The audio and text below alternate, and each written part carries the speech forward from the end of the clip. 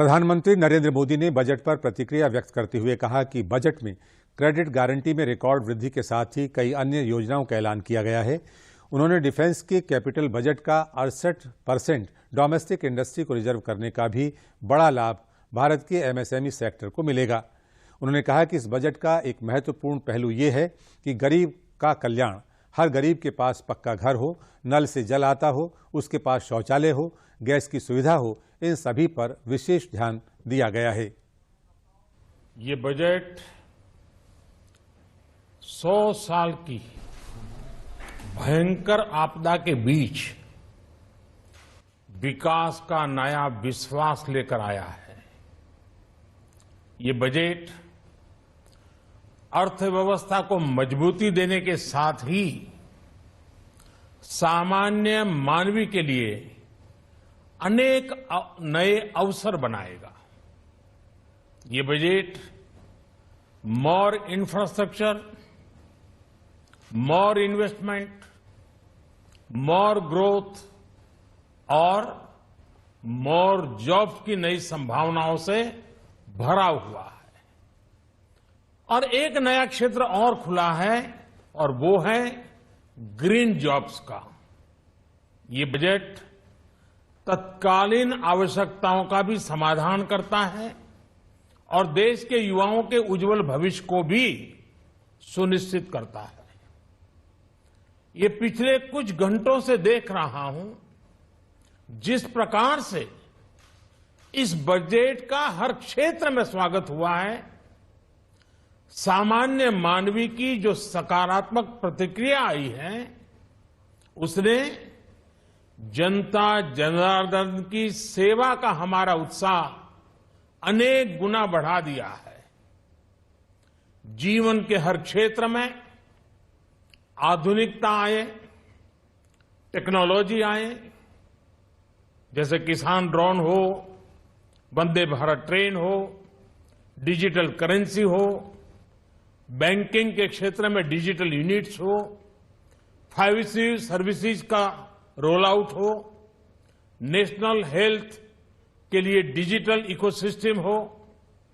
इनका लाभ हमारे युवा, हमारे मध्यम वर्ग, गरीब, दलित, पिछड़े, ये सभी वर्गों को मिलेगा।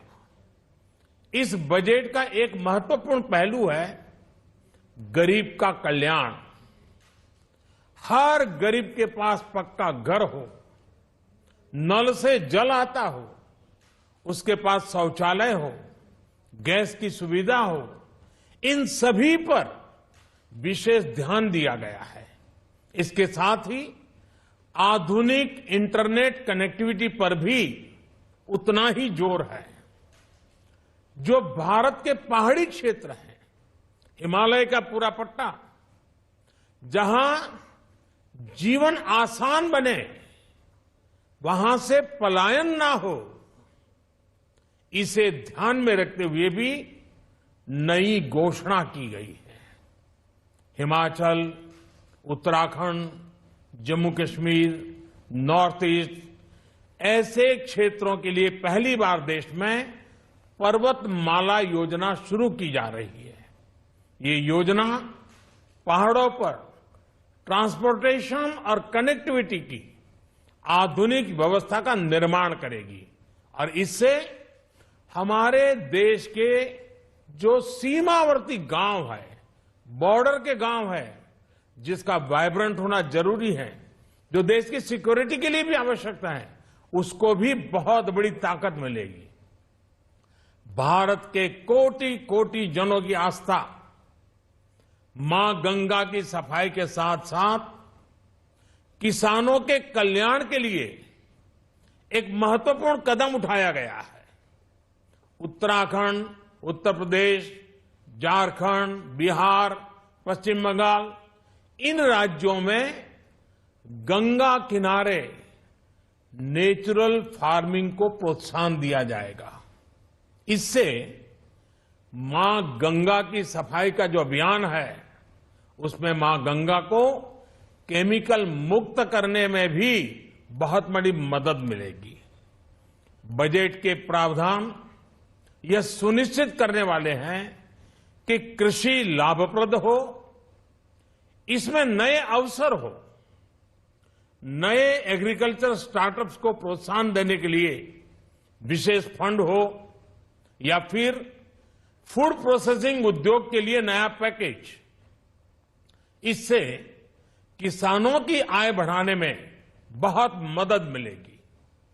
एमएसपी खरीद के माध्यम से किसानों के खाते में 2.25 लाख करोड़ रुपए से भी ज्यादा सीधे ट्रांसफर किए जा रहे हैं।